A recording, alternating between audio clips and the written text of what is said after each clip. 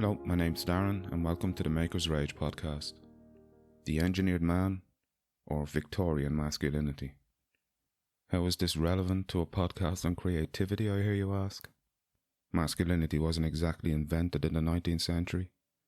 The differences between girls and boys, men and women, anatomically, biologically, well, that's been understood since the caves. Performatively though, well, that's been elaborated over time. Academics today will say controversially, it is an evolving social construct. In most periods of history, of course, gendered roles are more clearly defined, more precisely delineated, while the Greeks and Elizabethans had a more fluid conception, as we do today, of course, though our understanding is less playful and I suppose more controversial because it is politicized, linked to social activism, and this isn't in response to the Greeks or what Shakespeare was doing on the stage, getting boys to dress like women, disguised as boys, as Viola in Twelfth Night. I want to argue it had its origins in the 19th century, during a period of social upheaval resulting to a large degree from the increasingly prominent role women were beginning to play in society. Women were being afforded greater legal and educational rights, and they weren't going on sex strike like an Aristophanes to get their way. They were organising, demonstrating, vandalising, slashing paintings that supposedly objectified women, even martyring themselves, as Emily Davidson, who threw herself in front of King George V's horse, Anmer. They wanted suffrage, the ability to vote, as individuals, and not as their husbands might direct them. They wanted, moreover, to go to university, to have a profession, and this meant moving into the workplace alongside men, and God forbid, having a profession previously restricted to men. And all this was happening, of course, while advances in science were calling into question quote-unquote truths that were previously taken for granted. If only the geologists would let me alone, said John Ruskin. I could do very well, but those dreadful hammers, I hear the clink of them at the end of every cadence of the Bible verses. If he really didn't create the world in 7 days, did he also not create us, man and woman? And as old certainties were seemingly being eroded away by the geologist hammer, what began as an age of doubt, of skepticism, was becoming an age of anxiety. Tennyson, for example, knew Darwin well, but still trusted God was love indeed, and loved creation's final law, though nature red in tooth and claw, with ravine shrieked against his creed. And Matthew Arnold, who I suppose knew Darwin better, saw the sea of fate's long withdrawing roar, and understood that we are here as on a darkling plain, swept with confused alarms of struggle and flight, where ignorant armies clash by night. So with all this happening and women getting the vote and moving into the workplace, what were we poor men to do? I suppose reevaluate and then reaffirm a modern conception of masculinity. The obvious place to look for this first is in fiction, like H. Rider Haggard's Quatermain, or Conan Doyle's Sherlock Holmes.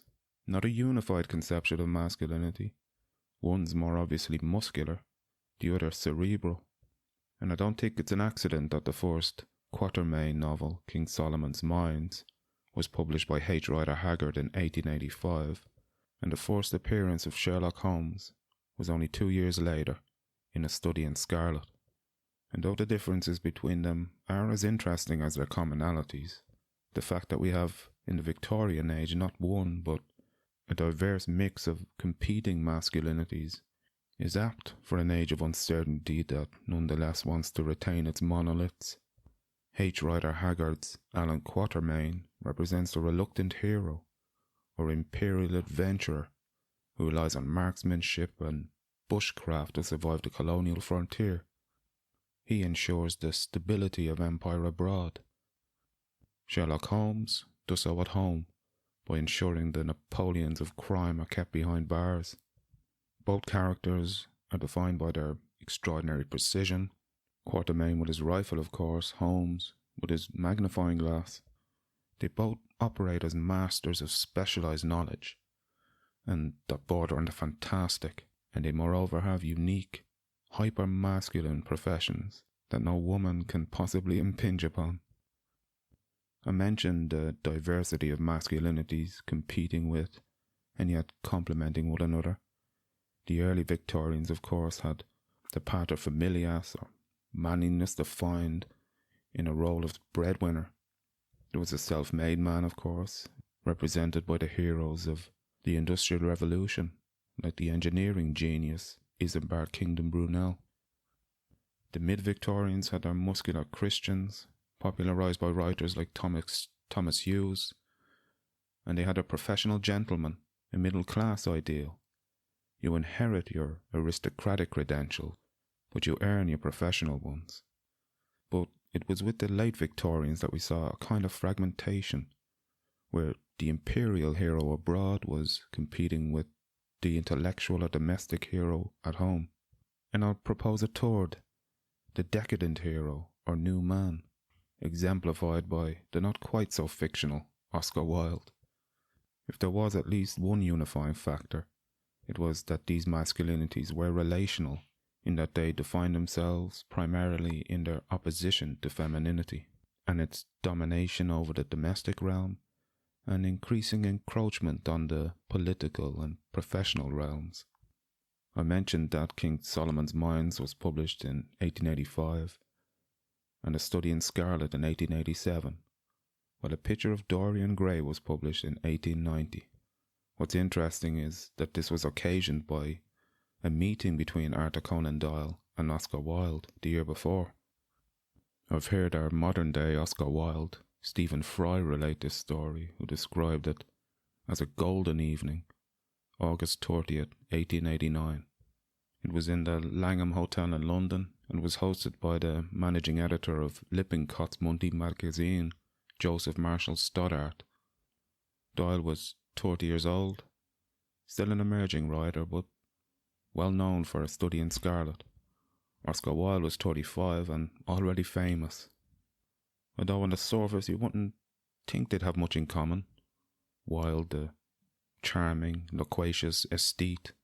Doyle, of course, more conventional, a young doctor trying to make it as a writer of detective fiction in his spare time. But they got on very well, like a house on fire, you might say. In fact, Fry notes how Wilde completely captivated Doyle and complimented him on a little-known historical novel he wrote, Micah Clarke, which he probably didn't think anyone read, let alone Wilde. His conversation left an indelible impression upon my mind, Doyle later recalled. He towered above us, and yet had the art of seeming to be interested in all that we could say. Even after Wilde's downfall, Doyle remained sympathetic and publicly argued that his 2-year sentence for indecency, for being gay, was monstrous. Though he was puzzled over Wilde's obsession with Lord Alfred Douglas and speculated he led a kind of double life. But this is what makes such a character, fictional or not, interesting. Consider Holmes, epitome of an austere logical certainty, unaffected by the caprices of passion and emotion. The emotional qualities, he says, are antagonistic to clear reasoning. Then what about his occasional drug abuse? So out of accord with the impression we get of steely, practical, Victorian self-control. Is this really the paragon of manliness we want young boys to emulate? Originally, I think Doyle wanted to make him a figure less multidimensional, less convoluted. What was needed was a stable, unadulterated paradigm of pure intellect, of virtuoso asceticism, a kind of oracle during a time of confusion. In The Sign of Four, which Doyle wrote for Lippincott's monthly magazine after the meeting with Wilde, Holmes says, "Love is an emotional thing, and whatever is emotional is opposed to that true cold reason which I place above all things. I should never marry myself, lest I bias my judgment." Despite this avowed asceticism, Over time, Doyle confers on Holmes a kind of bohemian quality. He becomes almost dandy-like with his violin, clean-shaven, refined, yet eccentric, a languid style he might have associated with aesthetes like Wilde, and his self-justification for continuing to take cocaine is almost romanticist, like De Quincey. My mind, he says, rebels at stagnation. I abhor the dull routine of existence. I crave for mental stimulation. So paradoxically, the cocaine bottle represents a kind of striving after that equanimity and perfect clarity of thought and vision which he's supposed to embody. I think originally Doyle also wanted to make the extent of Holmes's knowledge profound but limited to the scientific fields, or those fields relevant to his unique profession, hence his knowledge of all varieties of tobacco, or the kind of dirt you might find in certain streets in London. When Watson describes his expertise in certain fields of study, only his knowledge of chemistry and sensational literature is described as profound, while in everything else, including philosophy, literature, astronomy, it is described as either feeble or nil. However, the man who's supposed to be ignorant of literature and poetry quotes from the Bible, Horace, Tacitus, Alcuin, Shakespeare, Thoreau, Meredith, Richter, Boileau, Flaubert, and Goethe. The last three in the original, by the way. The critic D. Martin Dakin, whom I quoted just there, says that the pretense of ignorance is a common form of vanity.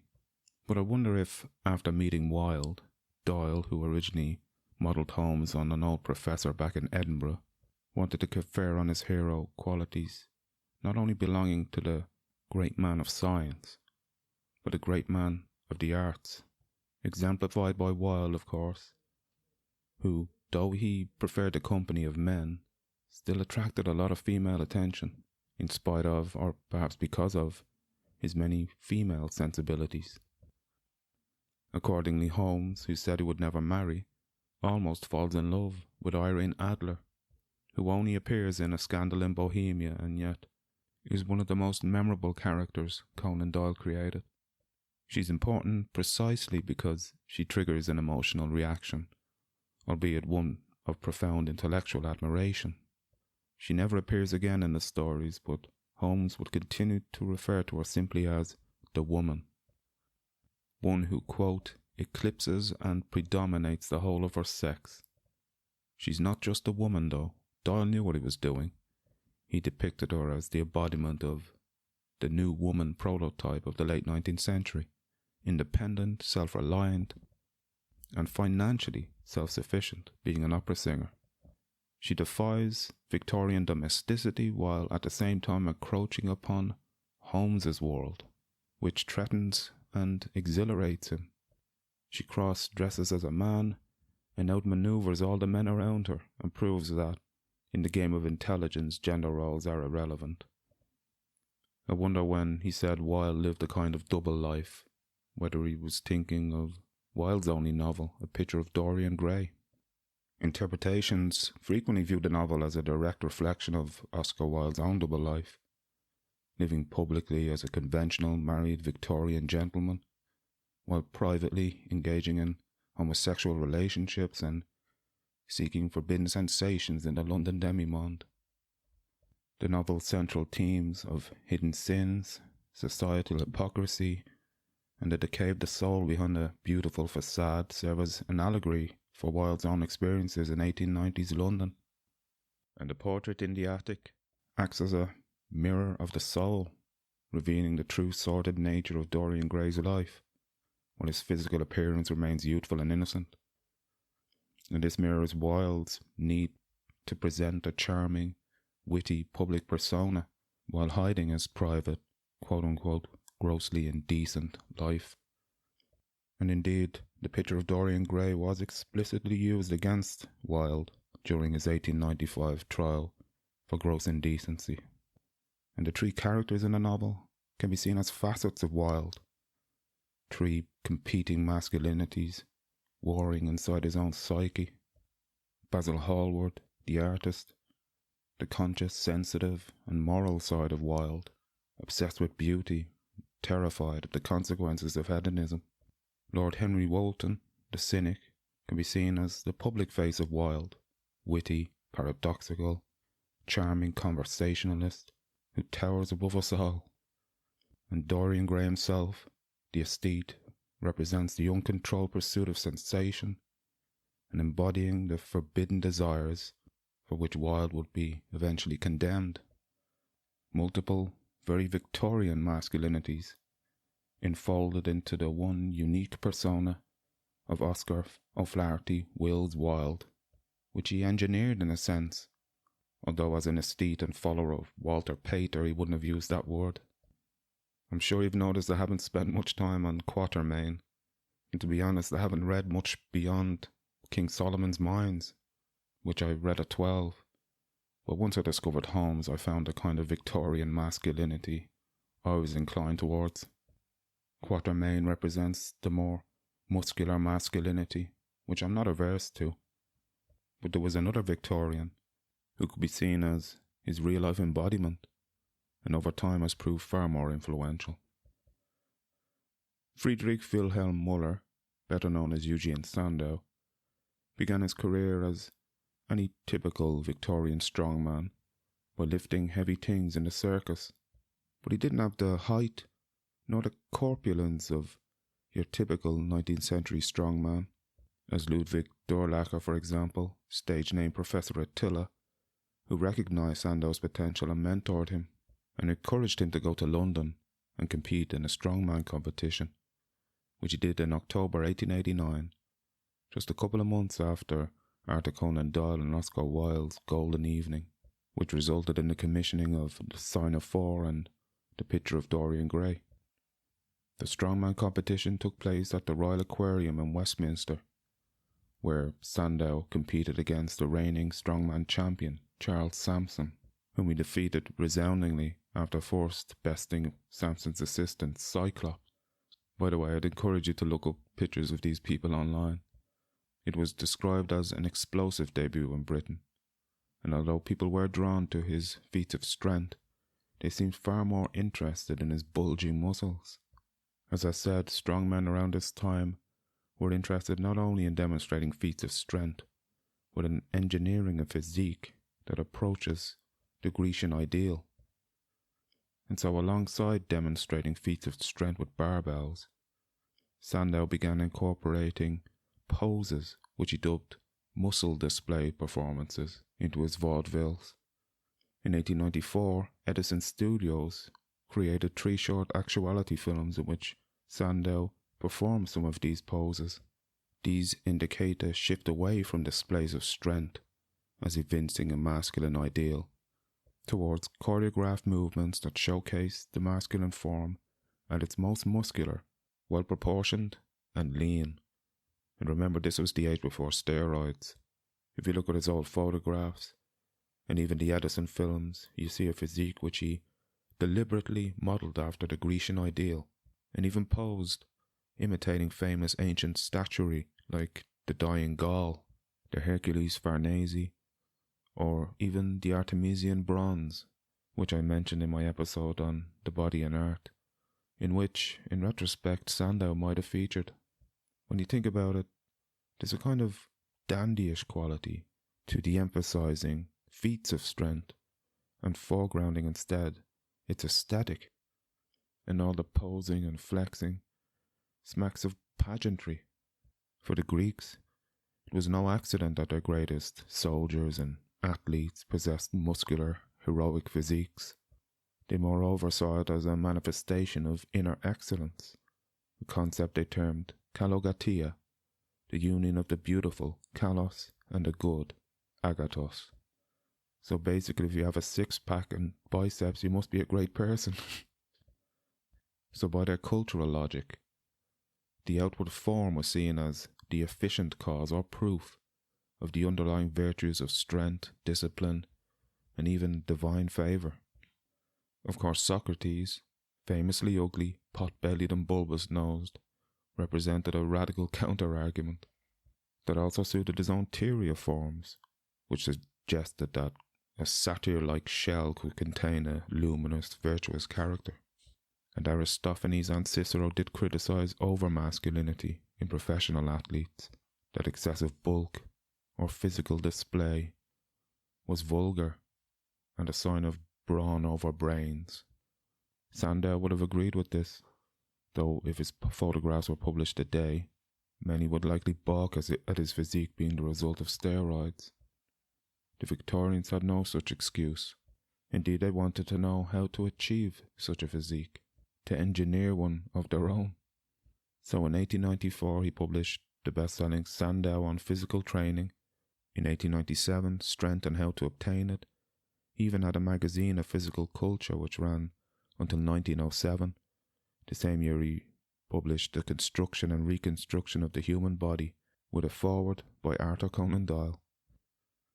And in 1901, Sandow organised the quote-unquote Great Competition, which is widely considered the first major bodybuilding contest.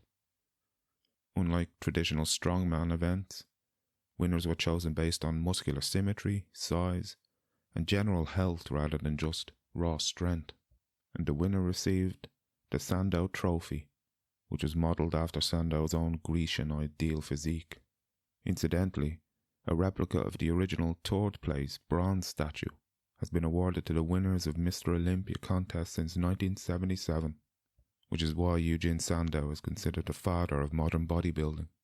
And I'm pretty sure many young men today would look at those old black and white Victorian photographs and wonder how Sandow did it, without steroids too, and how they can engineer such a physique of their own. So before the Victorians popularised so many competing masculinities, what was the great archetype or quintessential model? Adam alone in the garden, introspecting until Eve came along and ruined his solitude. And then pater familias, head of the household and breadwinner. But this plodding and mundane example still exists today, has always existed, and has always been just as uninspiring. Of the Victorian masculinities I've exemplified, Sherlock Holmes, the gentleman, oracle, and intellectual hero who says the emotional qualities are antagonistic to clear reasoning. Oscar Wilde, the dandyish wit, who wore a green carnation in his lapel and nonetheless towered over us all. Or Eugen Sandow, the father of modern bodybuilding, who proved that those Greek statues didn't overly exaggerate what it was possible to achieve with the male form. What commonality can we distill from just these three? The critic James Eli Adams identifies the gentleman, the prophet, the dandy, the priest, and the soldier as styles of Victorian manhood. I suppose my selection of Holmes, Wilde, and Sandow is kind of arbitrary, but so are James Eli Adams's 5 styles of Victorian masculinity. You won't find a figure, fictional or historical, who fits neatly into one or the other. The fictional Holmes might be the gentleman, but I mentioned he also has a dandyish quality about him, with his robe and violin, his quoting German romantic literature in the original, and his propensity for mind-altering drugs. As for the priesthood, well, I suppose he subscribed to the celibacy part anyway. But even under conscription you could never imagine him a soldier. Not that he isn't a fighter, I just can't see him obeying orders. Wilde might be typified as the dandy, although I think he'd have made a fine soldier, as long as he didn't have to fight. And he'd have been as popular among the troops as he was among the local coal miners he met when visiting Colorado on his tour of the USA, when he famously said on arriving at customs, "I have nothing to declare but my genius."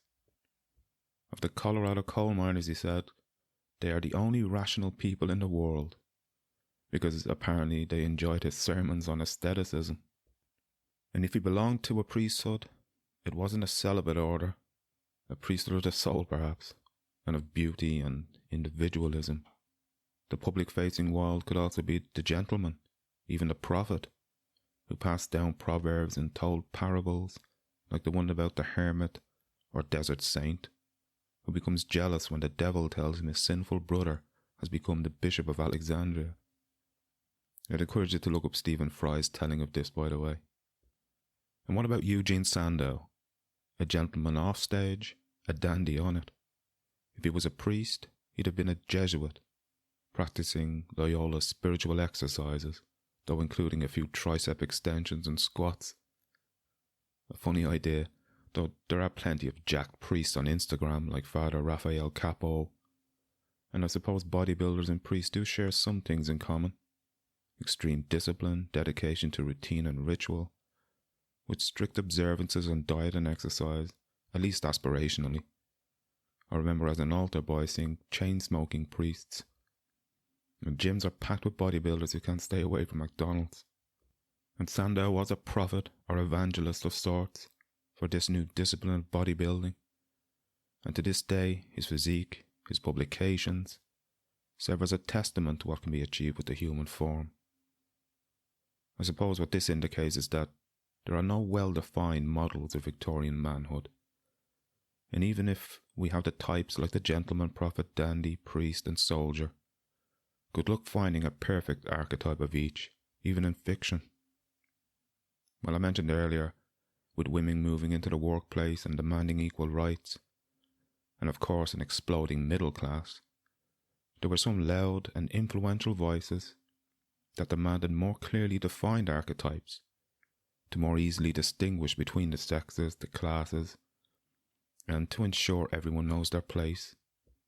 What didn't help was that literacy levels were at an all-time high in the late 19th century, and this of course played a huge part in the development of a popular culture whose influence was causing fundamental normative changes in the social fabric, and this was contributing towards the unseating of patriarchal manhood, as Eli Adams expresses it. This was already underway the generation before. With the Industrial Revolution in full swing, there was a growing isolation of middle-class fathers from their sons due to the separation of home and workplace and the increasingly rigorous gendering of that division. Conservatives today will consider that division somewhat conventional, traditional, but even in Victorian England it was thought problematic. So in order to place a limit on the amount of time boys spent under the feminist aegis of their mothers, the boarding school was created. These became institutions where young boys could be immersed in a male collective that provided a distinctly masculine environment, which was a substitute for the paternal influence that was absent at home. There were of course girls' boarding schools, but these were far less prevalent. Of course, few parents could afford to send all their kids to boarding school, let alone their sons. Soon there would be a more accessible alternative to these surrogate family structures though, which became a kind of movement started by the soldier, Robert Baden-Powell. I suppose I had to fit a soldier in there somewhere. And who better than the eminently Victorian founder of the Scouting movement? His Scouting for Boys, a handbook for instruction in good citizenship, was actually published in 1908.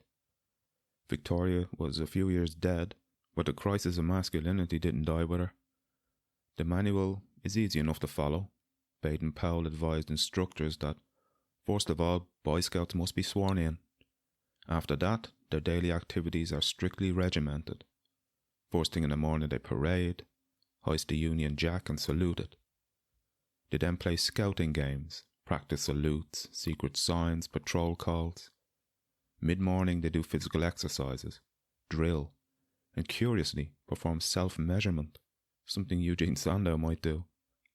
They march out to patrol the neighbourhood, learn to note direction by compass first, then by wind, then by the position of the sun, and learn details about landmarks, etc. In the afternoon they're rewarded with more scouting games, or if they're indoors because it's raining, jiu-jitsu, scouts war dances, boxing, scouts choruses, and rallies and so on. Evenings are for campfire yarns from certain recommended books, or rehearsing a scout play, or holding debates. So these weren't just surrogate family structures, but a kind of preparatory barracks. That said, when I was a kid about 7, 8, 9, and I first joined the Scouts, I thought it was the best fun a young boy could have, even better than Nintendo, and we stuck very much to Baden-Powell's manual, though we named our patrols after characters in the Jungle Book. I was in the Bagheera Patrol. But looking at the date at the end of the foreword Baden-Powell wrote, January 1908, how many of these first Boy Scouts would, only a few years later, willingly sign on to participate in the war to end all wars, believing in all their jingoism and youthful ardour for some desperate glory, that all they'd be doing in France is saluting the Union Jack, drilling, tying knots and telling campfire yarns. An estimated 9 to 11 million military personnel were killed during World War I, and because women were largely barred from direct combat, these military fatalities were almost exclusively male. And these were fighting age men, of course, between 18 and 45, and most of them who were killed, let's keep it real, were on the younger side of that age range. In Western Europe, France was hit hardest. In total, 52% of all French men born in the year 1894 were dead by age 24. And we can use France, I suppose, as a microcosm of what was happening across Europe. In that same 1894 cohort, for example, while roughly half of the men were dead by 1918, approximately 70% of the women were still alive. And with the loss of millions of young men, this created a marriage squeeze, as it were. In Britain alone, it was estimated that there were nearly 2 million surplus women after the Great War, who had no prospect of finding a partner within their own age group. And to sustain national economies, women were needed in the permanent labour force, whether they were drawn there for ideological reasons or not. The death of these men led to a birth deficit, of course, as millions of potential fathers never returned to start families, causing a permanent gash in the population pyramids of Europe.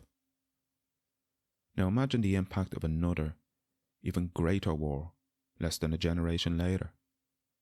While military deaths were again predominantly male in World War II, the scale of total war meant that women and children were killed in massive numbers as well, due to strategic bombing, the Holocaust, of course, and famine. In the Soviet Union, the gender imbalance was catastrophic. In 1945, there were only 77 men for every 100 women in the USSR. For those born in 1923, roughly 80% of the males did not survive the war. The point I'm trying to make, I suppose, is that every time a large cohort of young men is killed, it creates a hollow in the population tree. And despite the baby boom, a brief spike in births after World War II, it wasn't enough to offset the long-term trend towards smaller families that was created because of this quick succession of population hollows after two catastrophic wars. The loss of so many men in the first half of the 20th century forced a rapid social shift. Women entered the workforce permanently, and social security systems had to be built. Today, it can be argued those systems are under pressure because there aren't enough young workers to support the massive and aging boomer generation. And with the devastation of European infrastructure and the loss of rural manpower, it just accelerated the move into the cities and the need for migrant labour. In fact, the quote-unquote guest worker programs of the 1950s and 60s, notably in Germany, were a direct response to the lack of working-age men left after 1945. So psychologically and economically, it seems, these wars shifted Europe towards a quality over quantity approach to child rearing. And now in modern Europe, what do we have? The lowest fertility rates in the world, well below replacement, which leads perforce to a natural decrease where deaths outpace births. And even if every couple wanted to have more than the 2.1 children needed to reverse this trend, who's going to raise them? Women fought hard to earn the right to a profession. Should we bring back the boarding school? Who can afford that? State-sponsored childcare is an idea. Like boarding schools for socialists, I suppose. I know the scouting is making a resurgence. Little girls and boys are now scouting together, though. And men and women are now fighting together, with many modern armies having women in combat roles, notably in the Air Force. But when it comes to war fighting, stepping into the breach, on the battlefield, as the meat grinder currently decimating a generation of Russian and Ukrainian men, it is still predominantly men we ask to step into the breach, men being on average larger, stronger, and more inclined to fighting. I mentioned before gender is performative. When Baden-Powell founded the Boy Scouts, he could, as the critic Joseph Kessner states, plausibly endorse tales as constructing a masculine script, given that they confirmed qualities which were radically gendered as masculine in Victorian culture: observation, rationalism, factuality, logic, comradeship, daring and pluck. Qualities clearly girls and women can evince as well. Gender is not something that one is, says Judith Butler. It's something that one does. It emerges from repeated behaviours and social expectations. Today, masculinity once again exists in multiple competing forms. Some emphasise emotional openness, equality, vulnerability, while the more traditional ones of strength, stoicism and testosterone-induced alpha maleness are still valued, as they've been since the caves. And I suppose in recent years there has been a bit of a pushback against the tendency to make not just gender, but anything that has traditionally been understood in terms of a duality or dichotomy into something fluid, spectral. And so we now have movements promoting quote-unquote traditional masculinity, traditional families, and the associated gender roles. Well, in whatever way a culture decides to express or perform its gender roles, the only way to produce children is to bring male and female gametes together. However it's done, through sex, in vitro, and whatever the family structure. We must simply accept the biological reality that some dualities aren't fluid. So to close, what does my discussion of Victorian masculinity have to do with masculinity today? That like other so-called social constructs, it is subject to change, but there are natural forces in place which inevitably influence the nature of that change, which is why I suppose the more things change, the more in some ways they stay the same.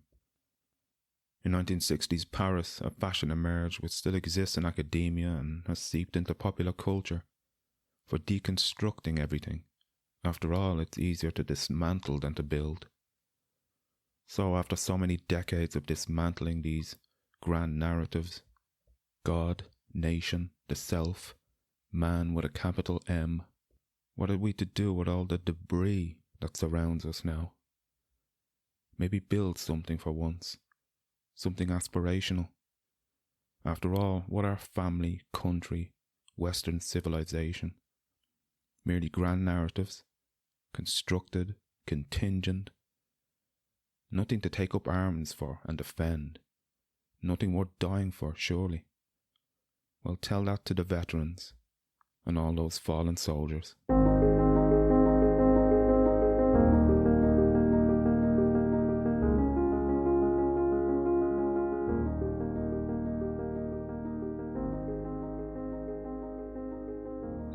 So thanks for listening.